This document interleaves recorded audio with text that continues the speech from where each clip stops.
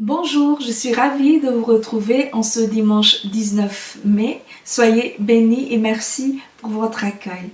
Nos textes du jour se trouvent dans les Actes des Apôtres, chapitre 10, versets 34 à 43, puis dans la première épître de Jean, chapitre 4, versets 7 à 14, et enfin dans l'évangile de Jean, chapitre 16, versets 16 à 24. Commençons par lire les textes. Nous lisons donc dans les Actes des Apôtres. Alors Pierre ouvrit la bouche et dit : Je me rends compte en vérité que Dieu est impartial, et qu'en toute nation, quiconque le craint et pratique la justice trouve accueil auprès de lui. Son message, il l'a envoyé aux Israélites, la bonne nouvelle de la paix par Jésus-Christ, lui qui est le Seigneur de tous les hommes. Vous le savez, l'événement a gagné la Judée entière. Il a commencé par la Galilée, après le baptême que proclamait Jean. Ce Jésus, issu de Nazareth, vous savez comment Dieu lui a conféré l'onction d'Esprit Saint et de puissance. Il est passé partout en bienfaiteur. Il guérissait tous ceux que le diable tenait asservis, car Dieu était avec lui. Et nous autres sommes témoins de toute son œuvre sur le territoire des Juifs comme à Jérusalem. Lui qu'ils ont supprimé en le pendant au bois.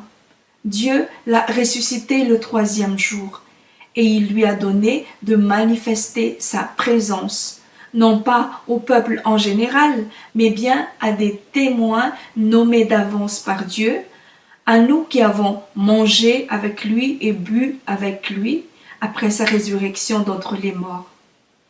Enfin, il nous a prescrit de proclamer au peuple et de porter ce témoignage. C'est lui que Dieu a désigné comme juge des vivants et des morts. C'est à lui que tous les prophètes rendent le témoignage que voici, le pardon des péchés est accordé par son nom à quiconque met en lui sa foi. Nous continuons la lecture dans Jean 4. Mes bien-aimés, aimons-nous les uns les autres, car l'amour vient de Dieu. Et quiconque aime est né de Dieu et parvient à la connaissance de Dieu. Qui n'aime pas n'a pas découvert Dieu, puisque Dieu est amour. Voici comment s'est manifesté l'amour de Dieu au milieu de nous. Dieu a envoyé son Fils unique dans le monde afin que nous vivions par lui. Voici ce qu'est l'amour. Ce n'est pas nous qui avons aimé Dieu, c'est lui qui nous a aimés et qui a envoyé son Fils en victime d'expiation pour nos péchés. Mais bien-aimés, si Dieu a aimé ainsi, nous devons nous aussi nous aimer les uns les autres. Dieu, nul ne l'a jamais contemplé. Si nous nous aimons les uns les autres, Dieu demeure en nous et son amour en nous est accompli. À ceci, nous reconnaissons que nous demeurons en lui et lui en nous. Il nous a donné de son esprit et nous témoignons pour l'avoir contemplé que le Père a envoyé son Fils comme sauveur du monde. Et nous finissons la lecture dans l'évangile de Jean, chapitre 16, versets 16 à 24. Encore un peu et vous ne mourrez plus sous les yeux, et puis encore un peu et vous me verrez. Certains de ses disciples se dirent alors entre eux : Qu'a-t-il voulu nous dire ? Encore un peu et vous ne mourrez plus sous les yeux, et puis encore un peu et vous me verrez. Ou encore : Je vais au Père. Que signifie donc ce un peu ? Disait-il. Nous ne comprenons pas ce qu'il veut dire. Sachant qu'ils désiraient l'interroger, Jésus leur dit : Vous cherchez entre vous le sens de ma parole. Encore un peu et vous ne mourrez plus sous les yeux, et puis encore un peu et vous me verrez. En vérité, je vous le dis, vous allez gémir et vous lamenter, tandis que le monde se réjouira. Vous serez affligés, mais votre affliction tournera en joie. Lorsque la femme enfante, elle est dans l'affliction, puisque son heure est venue. Mais lorsqu'elle a donné le jour à l'enfant, Elle ne se souvient plus de son accablement. Elle est tout à la joie d'avoir mis un homme au monde. C'est ainsi que vous êtes maintenant dans l'affliction, mais je vous verrai à nouveau. Votre cœur alors se réjouira, et cette joie, nul ne vous la ravira. Ainsi, en ce jour-là, vous ne m'interrogerez plus sur rien. En vérité, je vous le dis, si vous demandez quelque chose à mon Père en mon nom, il vous le donnera. Jusqu'ici, vous n'avez rien demandé en mon nom. Demandez et vous recevrez, pour que votre joie soit parfaite. Amen. Où nos textes se rejoignent-ils? On peut intituler chacun de nos 3 textes Destination monde. Dans le premier texte, Pierre découvre une volonté de Dieu qu'il n'a jamais soupçonnée avant. Il découvre que l'évangile est destiné au monde. Il est destiné au monde entier et non pas seulement aux Juifs. Dans le deuxième texte, nous lisons « Dieu a envoyé son Fils unique dans le monde ». En effet, la destination du Fils est le monde. Et dans le troisième texte, on parle d'une femme qui met au monde un enfant. On y parle de l'épreuve et de la joie vécue par les disciples. Et en effet, être disciple, témoigner dans le monde, c'est forcément vivre des souffrances avant de vivre une grande joie. Les disciples sont destinés à aller dans le monde et à affronter le monde. Que Dieu veuille répandre son amour dans le monde entier, nous le savons. Que Dieu nous choisisse pour être un témoin, pour répandre son amour dans le monde entier, nous le savons aussi, ou pas pour certains. Une chose est sûre, c'est que si nous savions que nous sommes vraiment choisis, donc choisis parmi beaucoup d'autres, pour être témoins, eh bien, nous saurions tout de suite, sur le champ, que nous sommes aimés. Nous sommes aimés puisque choisis. Et nous partirions tout de suite sur le champ, sur la route de la proclamation de la bonne nouvelle, la route du partage de la parole, la route qui mène vers l'extérieur, vers le monde, parce que nous serons assurés de son amour. Nous serons confiants, nous aurons compris beaucoup de choses soudainement, nous aurons une vision claire de ce qu'on attend de nous. Si ce n'est pas encore le cas, c'est que nous ne savons pas encore à quel point nous sommes choisis. Pour aujourd'hui, j'aimerais partager avec vous quelques réflexions sur comment Dieu manifeste-t-il son amour pour le monde. Notre texte dit « Voici comment s'est manifesté l'amour de Dieu au milieu de nous. Dieu a envoyé son Fils unique dans le monde afin que nous vivions par lui. » Mais ce verset, cette phrase peut ne pas être tout de suite compris dans nos cœurs. Beaucoup ne connaissent pas l'amour de Dieu. À quoi ressemble cet amour? Et ceux qui le connaissent, souvenez-vous du temps où vous ne le connaissiez pas encore. Je ne parle pas ici de sentiments ou de sortes d'intuitions que tous peuvent avoir, mais vraiment de la compréhension dans l'esprit, dans le cœur et dans l'âme de ce que c'est que l'amour de Dieu. Une chose qui empêche de voir l'amour de Dieu, qui empêche de voir cet amour qui nous est destiné, c'est de le voir agir chez l'autre, de le voir agir sur notre voisin. On se dit, lui, il est béni et pas moi. Or, ce n'est pas un hasard que tu le vois à côté de toi. C'est pour que tu le vois. Il aurait pu tomber, entre guillemets, loin, très loin, de façon à ce que tu ne le saches jamais, de façon à ce que tu ne le vois pas, de façon à ce que tu ne saches pas que ça existe. Dieu met à part des personnes. Dieu met à part des personnes.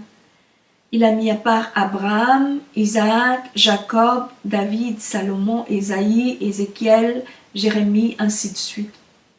Puis dans le Nouveau Testament, il a mis à part les disciples.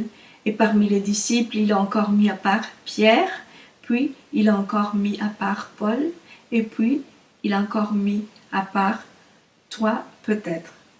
Toutes ces personnes mises à part, toutes ces personnes avaient des frères, des sœurs, des compatriotes, des proches, des collègues, sur qui l'appel aurait pu tomber de la même manière. Mais non, c'est sur eux que c'est tombé. Mais il y a une chose remarquable, c'est que ces personnes sont mises à part pour dire l'amour de Dieu aux autres. Elles sont mises à part pour dire autour d'elles que Dieu est impartial. Impartial veut dire qu'il ne prend pas parti, qu'il ne favorise personne. Voilà, le message est Dieu ne favorise personne. Alors que le messager porte sur lui la faveur de Dieu. C'est étrange, n'est-ce pas?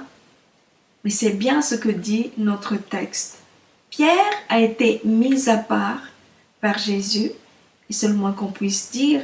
Il a été mis à part, mais ici, il découvre et proclame que Dieu est impartial et ne favorise personne. Je me rends compte en vérité que Dieu est impartial et qu'en toute nation, quiconque le craint et pratique la justice trouve accueil auprès de lui. Son message, il a envoyé aux Israélites la bonne nouvelle de la paix par Jésus-Christ, lui qui est le Seigneur de tous les hommes. Alors que, quand Jésus était encore au milieu des disciples, il les a envoyés uniquement vers les brebis perdues d'Israël et il leur a dit de ne pas aller chez les païens. Et même, dans ce même texte que nous avons, Pierre, quoique convaincu que Dieu ne favorise personne, continue à remarquer que eux, ils étaient favorisés puisque eux, ils ont mangé et bu avec le Seigneur. Et c'est pareil avec toutes ces personnes qui sont dites mises à part, les saints, les témoins. Et nous sommes perplexes. Dieu favorise-t-il ou ne favorise-t-il pas? Si la destination de son amour est le monde, ne pouvait-il pas manifester son amour directement à chaque âme sans favoriser quelqu'un? La réponse est développée dans notre deuxième texte. La réponse est dans le fait que Dieu est amour et l'amour est un mystère. Il y a quelques points à considérer concernant l'amour. D'abord, l'amour se prouve en étant proche. On ne peut pas aimer de loin. Sauf que Dieu ne peut pas s'approcher de nous, nous les pécheurs, sans nous pulvériser, sans nous anéantir. Et ça, malgré lui. Sa sainteté nous anéantira, même si lui, au fond, ne veut pas notre mort. Il nous anéantira malgré lui. On se souvient de ce qu'il a dit dans Exode 33, verset 3, selon la traduction du second 21. « Monte vers ce pays où coule le lait et le miel. En revanche, je ne monterai pas au milieu de toi, car tu es un peuple réfractaire, et je risquerai de te faire disparaître en chemin. » Voilà, il ne peut pas rester lui-même au milieu des pécheurs, mais il envoie quelqu'un à sa place. Cette fois-là, quand il a parlé comme cela avec Moïse, il a dit que c'est un ange qu'il enverrait à sa place. Voilà, Dieu ne peut pas s'approcher de nous à cause de nos coups raides, mais il envoie quelqu'un à sa place. Et le plus important, ce sont vraiment les mots « malgré lui ». Malgré tout, malgré qu'il soit saint, glorieux, honorable, malgré qu'il ne peut pas nous approcher, eh bien, il persiste et signe en envoyant quelqu'un à sa place pour apporter cet amour qui vient de lui. Voilà un premier élément de réponse à la question que l'on s'était posée, à savoir, Dieu ne peut-il pas se manifester à chaque âme directement, sans intermédiaire, sans favoriser quelqu'un? Voilà, donc on a vu que l'amour se prouve en étant proche. Une deuxième chose concernant toujours l'amour, c'est que l'amour produit l'amour. L'amour est contagieux, un amour naît d'un amour. C'est ainsi que si Dieu est amour, il ne peut enfanter d'autre chose que d'amour. Si Dieu le Père est amour, le Fils aussi est amour. Mais l'amour a quelque chose d'étonnant et d'admirable. L'amour est un objet tout en étant une manière, une cause et une conséquence. Il s'auto-génère. Il est sa propre cause et ne peut produire que sa propre nature. Sinon, ce n'est pas de l'amour. Dieu est amour et ceux qui viennent de lui, ceux qu'il envoie, ne sont pas juste des contenants de messages, comme une boîte à lettres, mais d'abord, ce sont des messagers vivants. Ils sont objets de l'amour de Dieu. Ensuite, ce sont des preuves de la réalité de celui qui envoie. C'est à cause d'eux que nous voyons la réalité de l'amour de Dieu. Et après, ce sont des moyens de transport du message, comme déjà dit auparavant. Ce sont des manières pour Dieu de se révéler. Et enfin, ce sont surtout des preuves de l'amour de Dieu. C'est grâce à eux que nous ressentons l'amour que Dieu a pour nous. C'est ainsi que si quelqu'un me révèle Dieu, me révèle le Christ, me fait voir par mon esprit l'amour de Dieu, je ne peux pas accueillir le message sans accueillir le messager. C'est ainsi que Jésus dit, celui qui me reçoit, reçoit le Père qui m'a envoyé. C'est la particularité de l'amour. Il s'auto-génère. Il est sa propre cause et se produit à l'infini. Celui qui me reçoit, reçoit le Père, et il ne s'arrête pas là, il continue. Ceux qui vous reçoivent, me reçoivent. Celui qui vous reçoit, me reçoit, et celui qui me reçoit, reçoit celui qui m'a envoyé. C'est dans Matthieu, chapitre 10, verset 40. Voilà, l'amour de Dieu est infini. Il se reproduit à l'infini. Et s'il se donne sans être reçu, eh bien, la culpabilité de celui qui le dédaigne, celui qui ne reçoit pas, apparaît d'emblée. Ça apparaît tout de suite comme une faute. Et ce n'est pas quelque chose dont nous avons à prendre une décision pour le futur, mais c'est quelque chose qui est en train de se passer. C'est quelque chose de vu et su partout dans le monde des esprits et bien sûr vu et su par Dieu lui-même. Voilà, nous avons parlé des caractéristiques de l'amour, en particulier de celui de Dieu. L'amour se prouve en se faisant proche et l'amour s'auto-génère. Et les conséquences de cela sont multiples. Ça veut dire qu'on ne peut pas révéler l'amour de Dieu sans l'avoir expérimenté. Ça veut dire qu'on ne peut pas prêcher la parole sans aimer les auditeurs. La parole dit qu'on ressemblerait à une cymbale qui retentit. C'est juste du bruit, ça ne va pas compter. C'est peine perdue. Mais ça veut dire aussi que ne pas accueillir les messagers que Dieu envoie, c'est ne pas accueillir Dieu. Les messagers de Dieu, c'est comme Dieu lui-même. Il nous a envoyé son Fils et son Fils s'appelle Dieu avec nous. Mais en fait, tout ne s'est pas arrêté là, puisque l'amour est infini.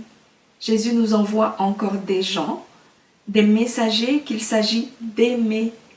Et puis, nous-mêmes, après avoir reçu son amour, nous sommes forcément amenés à être sur la route pour transmettre à notre tour cet amour. Voilà comment Dieu manifeste son amour pour le monde, son amour infini pour le monde.